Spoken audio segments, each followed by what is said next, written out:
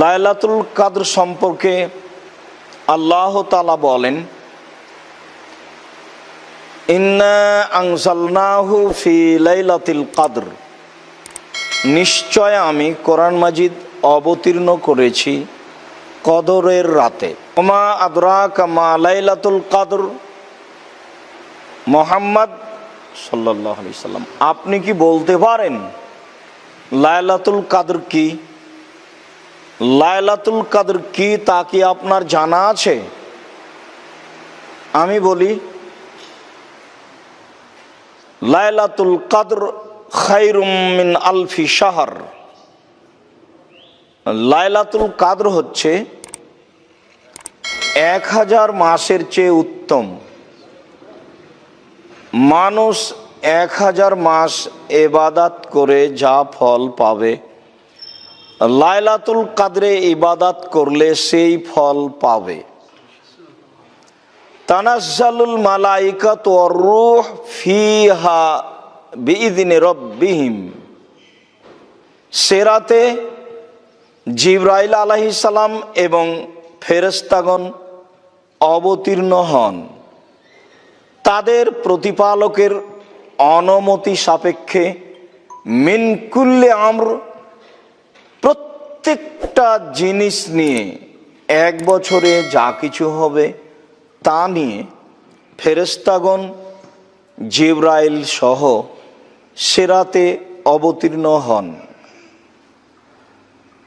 সালামুন হিয়া হাত্তা মাতলাইল ফজর, এই রাতটি নিরাপত্তায় কল্যাণে পরিপূর্ণ থাকে, শান্তিপূর্ণ থাকে রাতটি ফজর পর্যন্ত। আল্লাহ তাআলা অত্র রাতে কোরআন মাজিদ অবতীর্ণ করার কথা বলার পরে আমাদের নবীকে জিজ্ঞাসা করলেন, আপনি কি বলতে পারেন লাইলাতুল কদর কি?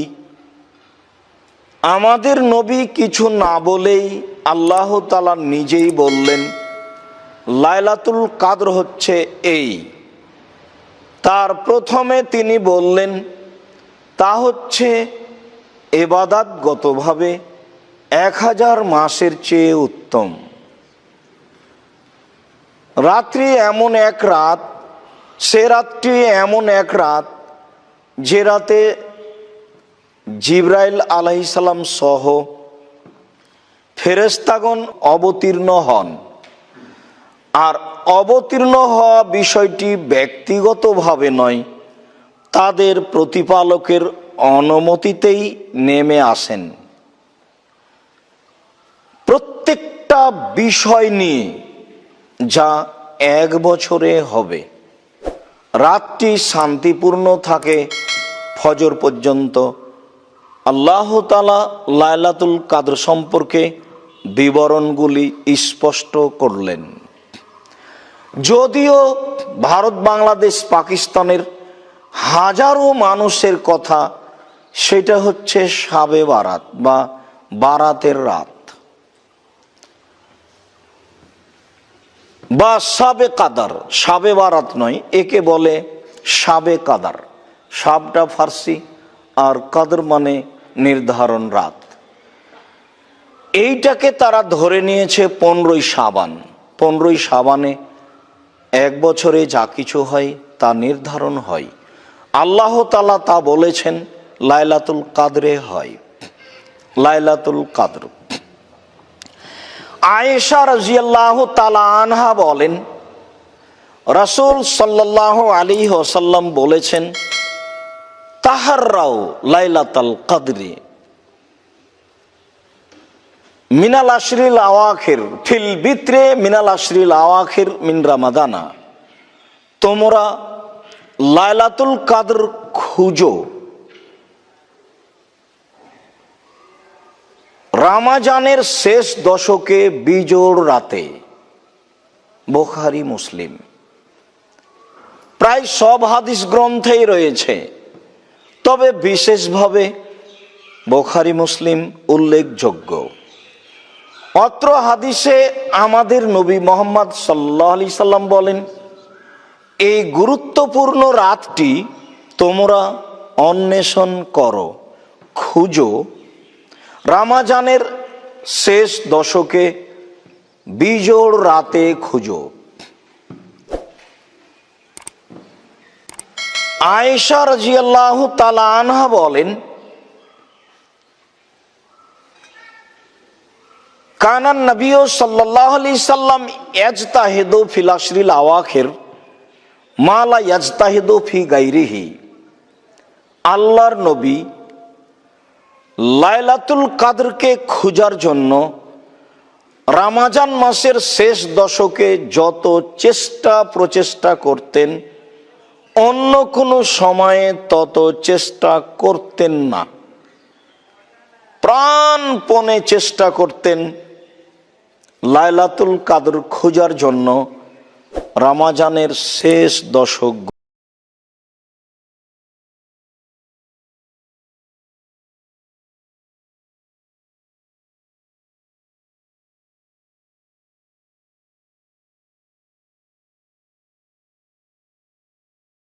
রাসূল সাল্লাল্লাহু আলাইহি ওয়াসাল্লাম বলেছেন,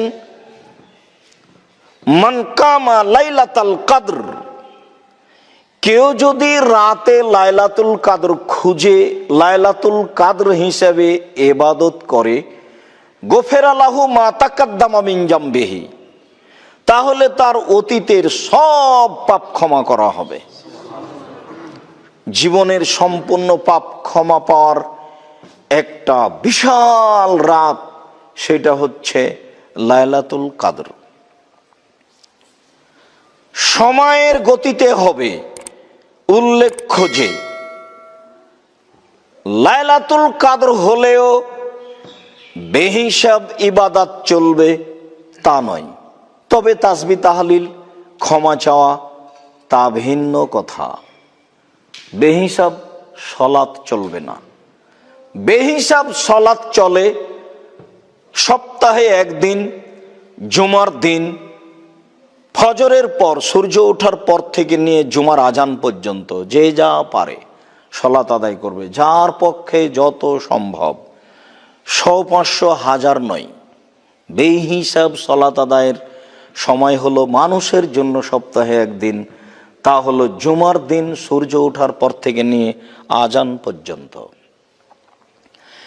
এছাড়াও মানুষের অতীব সম্মানী জায়গা, আল্লাহ তাআলার পক্ষ থেকে অতীব সম্মানী মসজিদ, তা হচ্ছে হারাম মসজিদ, মসজিদে হারাম, কাবা ঘর। রাসূল সাল্লাল্লাহু আলাইহি সাল্লাম বলেছেন, লা তামনাউ আহাদান আন ইউসাল্লি আও ইয়াতুফা লাইলান ও নাহারান ফি আইয়াতি শাআতিন লাইলান ও নাহারান। তোমরা 24 ঘন্টায় রাত দিন কোনো সময়তেই কাবা ঘরে সালাত আদায় করতে ও তওয়াফ করতে মানুষকে নিষেধ করবে না। বেহিসাব সালাত চলার জায়গা কাবা ঘর, যেখানে 24 ঘন্টা সালাত আপনি আদায় করতে পারেন।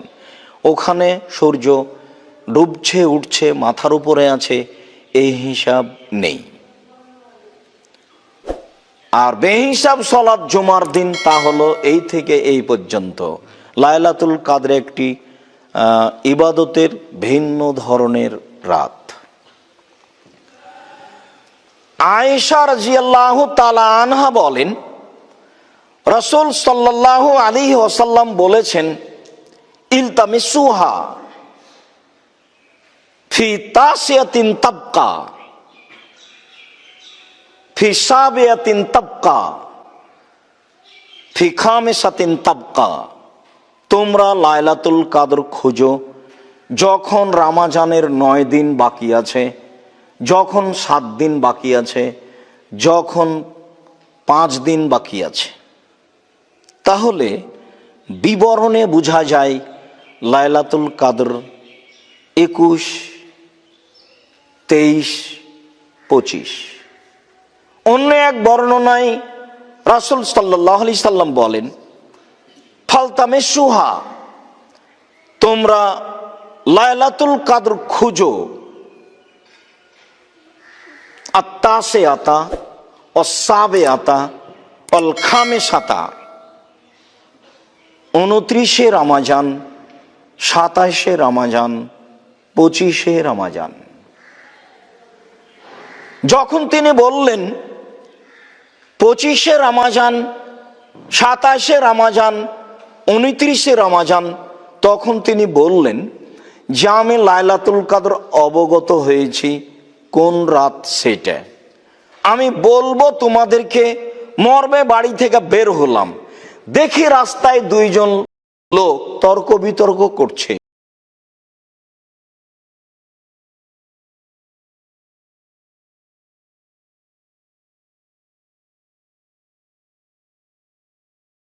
জন্য এতে কল্যাণ আছে, তোমরা লাইলাতুল কাদর খুঁজো 25, 27, 29।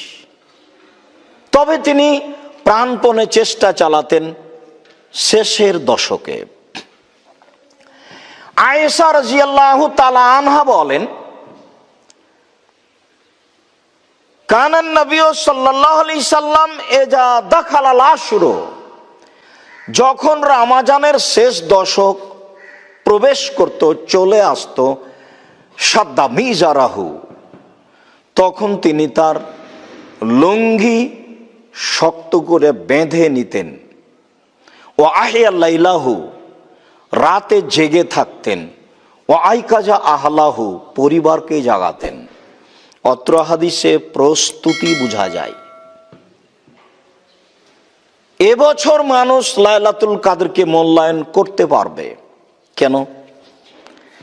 অন্যান্য বছরগুলিতে মানুষ সাধারণত 11 মাস যা ইনকাম করে, রমজানে তা করে নেয় বলে মানুষের ধারণা।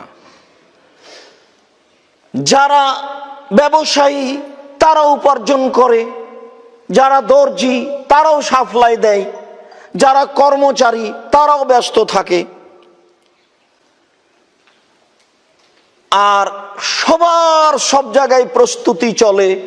তখন আর রমজানের প্রস্তুতি নেওয়া সহজ হয় না, কেননা রমজানের শেষ দশকের জন্য প্রস্তুতি। যখনই শেষ দশক ঢুকত তখন তিনি লুঙ্গি বেঁধে নিতেন। তাহলে কি উনি চাষি মানুষ ছিলেন? জমিতে কোদাল নিয়ে নামবেন, তাই লুঙ্গি গুটিয়ে নিলেন? বাক্য তো সেটাই প্রমাণ করে। তো চাষি মানুষ জমিতে নামবেন এই জন্য তো লুঙ্গি গুটিয়ে নেননি। তার মানে শেষ দশককে মূল্যায়ন করবেন একেবারে জোরালো ভাবে, যার চেষ্টার কোনো আর শেষ থাকে না। প্রাণপণে জীবন বাজি রেখে শেষ দশককে মূল্যায়ন করবেন। তার প্রস্তুতি, প্রস্তুতি মানে কাজ কম করতে হবে, কম খেতে হবে, কম ঘুমাতে হবে, তাহলেই তা সহজ সম্ভব হবে। ও আহিয়া লাইলাহু, পুরো রাত জেগে। ও আইকাজা আলাহু, পরিবারকে জাগাচ্ছেন। অত্র হাদিসে 3টি আলোচনা রয়েছে। তার প্রথম হচ্ছে নিজের প্রস্তুতি, দ্বিতীয় হচ্ছে প্রস্তুতির ফলাফল পুরো রাত, তৃতীয় প্রস্তুতি শুধু নিজে নয় পরিবার সহ। কিছু নিতে হলে আজকেই নিতে হবে, কিছু বলতে হলে আজকেই বলতে হবে, কিছু চাইতে হলে আজকেই চাইতে হবে, সেই রাত আজ। আয়েশা রাদিয়াল্লাহু তাআলা আনহা বলেন, আমি আল্লাহর নবীকে বললাম, আল্লাহর নবী, আরাইতা ইন আলিমতু আইয়ু লাইলাতিন লাইলাতুল কদরে, আল্লাহর নবী আমি যদি বুঝতে পারি লাইলাতুল কদর কোনটি, আমি যদি এটা বুঝতে পারি তাহলে আমি কি করব, আমার করণীয় কি? তখন রাসূল সাল্লাল্লাহু আলাইহি সাল্লাম বললেন, কুলি, তাহলে তুমি বলো, বুঝতে পারলে তুমি বলবে, আল্লাহুম্মা ইন্নাকা আফুবুন তুহিব্বুল আফওয়া ফা'ফু আন্নী, হে আল্লাহ তুমি নিজে ক্ষমাশীল, ক্ষমাকে ভালোবাসো, আমাকে ক্ষমা করো। প্রথম বাক্য, তুমি তো নিজেই ক্ষমাশীল, তোমার নাম গাফুর। আমাকে মেরেছে কেউ, আমি তাকে মারতে পারবো তবুও মারলাম না, তার নাম গাফুর। আর আমি তাকে মারতে পারবো না, তখন আমি তাকে ক্ষমা করে দিলাম, তার নাম গাফুর নয়। তা আল্লাহ বলছেন আমি গাফুর, আমি মারতে পারি যে কোনো সময়, কিন্তু আমি মারলাম না, তার নাম গাফুর, উনি তো সব সময় গাফুর। তো আল্লাহ নবী বলছেন যে ঠিক আছে আয়েশা তুমি বলো, আল্লাহ গাফুবুন, তুই তো ক্ষমাশীল, তুমি তো গাফুর, আর তুমি ক্ষমাকে ভালোবাসো। মানে এইটা আরো সন্তুষ্ট করা হচ্ছে। শেষ কথাটা পরে, যেটা প্রয়োজন সেটা পরে। প্রথম কথা তুমি তো ক্ষমাশীল, এইটা দিয়ে তাকে সন্তুষ্ট করা হচ্ছে। দ্বিতীয় বাক্য ক্ষমাকে ভালোবাসো, এটা দিয়ে আরো সন্তুষ্ট করা হলো। তৃতীয় বাক্য তাহলে আমাকে ক্ষমা করো। অতীব গুরুত্বপূর্ণ দোয়া, সিজদাই বলার চেষ্টা করতে হবে। সম্মানিত মসজিদের মুসল্লি, এদেশের মাটিতে লাইলাতুল কদর যেভাবে উদযাপন করা হয় তা ঠিক নয়। কোনো কোনো জায়গায় উদযাপন করা হয় বক্তব্যের মাধ্যমে, কোনো কোনো এলাকায় লাইলাতুল কদর মূল্যায়ন করা হয় সবাই মিলে রাতে জেগে গল্পের মাধ্যমে, কথার মাধ্যমে, কোরআন তেলাওয়াতের মাধ্যমে। আর 30 দিনে 30 পারা কোরআন পড়তে হবে 20 রাকাত তারাবিতে, এইটা তো একটা আছেই। আসলে কিভাবে মূল্যায়ন করা যায়? আয়েশা রাদিয়াল্লাহু তাআলা আনহা বলেন, খারাজান নবী সাল্লাল্লাহু আলাইহি ওয়াসাল্লাম ফি জাওফিল লাইলে ফাসাল্লা ফিল মসজিদ। আল্লাহ রাসূল ইতিকাফের ঘর থেকে বের হলেন মসজিদে, খালি ফাঁকা জায়গায়, তিনি সেখানে সালাত আদায় করলেন। অরেজালুন সাল্লু বিসালাতিহি, অনেক মানুষ তার সাথে সালাত আদায় করলো। সকালে সবাই বলা বলি করলো, আল্লাহর নবী আজকে রাতে দীর্ঘ সময় ধরে সালাত আদায় করেছেন। অনেকেই তার সাথে ছিল। পরের রাতে মানুষ বেশি হয়ে গেল আলোচনার কারণে, পরের রাতে মানুষ আরো বেশি হয়ে গেল আলোচনার কারণে। ফালাম্মা কানাতিল লাইলাতুর রাবিয়া, এবার যখন ধারাবাহিকভাবে চতুর্থ রাত চলে আসলো,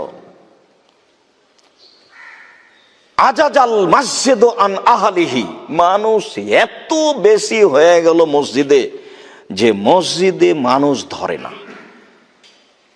ফালাম ইখরুজ, সেই দিন আল্লাহর নবী আর তার ওই ইতিকাফের স্থান থেকে বের হলেন না। মানুষেরা সকাল পর্যন্ত বলা বলি করতে থাকলো সালাত সালাত, কিন্তু তিনি বের হলেন না। তিনি বের হলেন ফজরের সালাতের জন্য। ফজরের সালাত আদায় করার পরে তিনি মুখামুখি হয়ে বসে বললেন যে ফালাম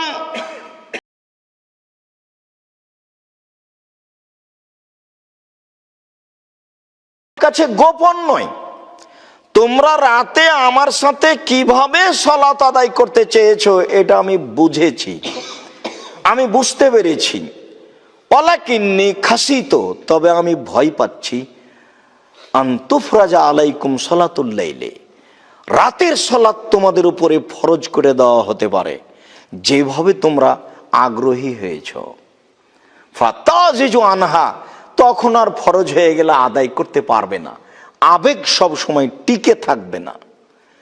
অত্র মুসলিম গ্রন্থের হাদিসে বোঝা যায় যে তিনি অর্ধরাত থেকে নিয়ে ফজর পর্যন্ত রাতগুলি মূল্যায়ন করেছেন, বা অর্ধরাত থেকে নিয়ে শেষ পর্যন্ত দীর্ঘ সময় ধরে সালাত আদায় করেছেন।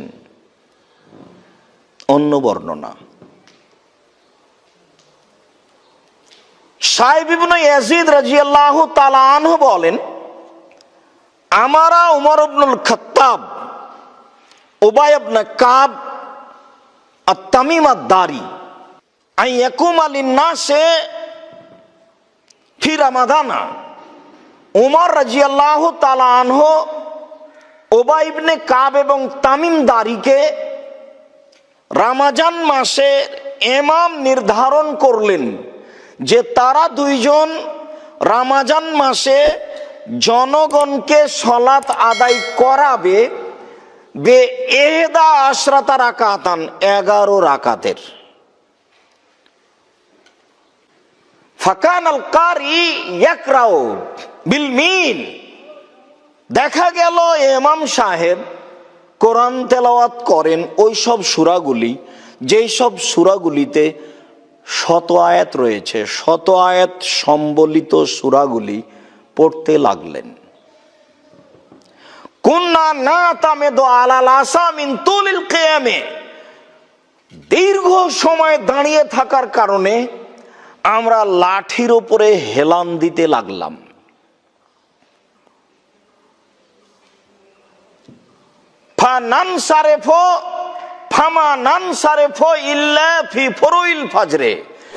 আমরা বাড়ি ফিরতাম ফজরের পূর্ব মুহূর্তে, আজান হওয়ার পূর্ব মুহূর্তে আমরা বাড়ি ফিরতাম। সম্মানিত মসজিদের মুসল্লি, অত্র সহিহ হাদিসে প্রথমে যেটা প্রমাণ হয় সেইটা হচ্ছে উমর রাদিয়াল্লাহু তাআলা আনহু দুইজন ইমাম নির্ধারণ করেছিলেন রমজান মাসে 11 রাকাত সালাত আদায়ের জন্য। দ্বিতীয় যা প্রমাণ হয় তা ছিল ইমামগণ 100 আয়াত সম্বলিত বড় বড় সূরাগুলি পড়তেন। তৃতীয় প্রমাণ হয় এত লম্বা কেরাত ছিল, কেরাত শেষ হতো না, মুসাল্লিরা ক্লান্ত হয়ে লাঠিতে হেলান দিত।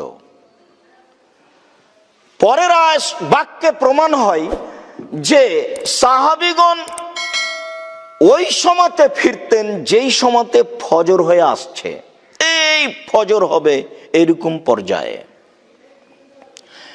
অন্য বর্ণনায় এসেছে মুসলিম গ্রন্থে এত লম্বা কেরাত হতো যে অনেক সময় আমরা কেউ আশঙ্কা করতাম যে সালাত ছেড়ে দিই,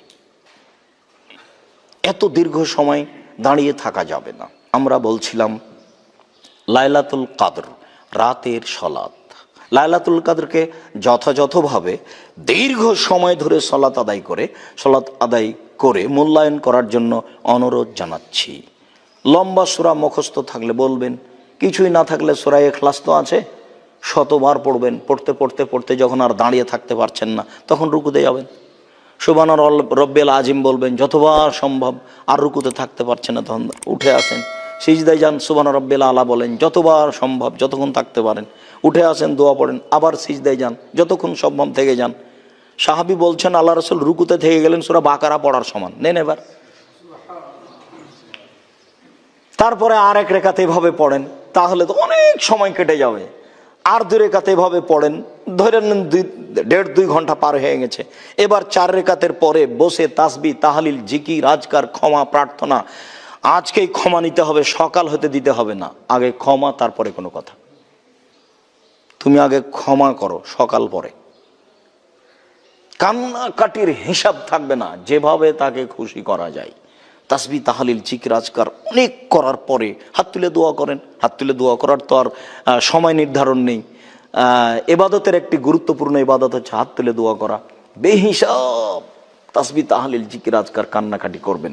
ওই সময় আপনার ঘরে কেউ থাকা হবে না, নইলে আপনাকে কেমন কেমন লাগবে, আপনি কান্নাকাটি করতে পারবেন না।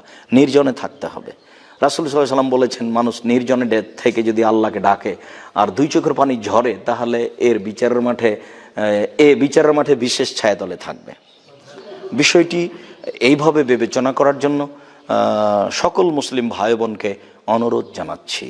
আল্লাহ তুমি আমাদের সঠিক হাদিসের প্রতি আমল করার তৌফিক দান করো। আল্লাহুম্মা আমিন।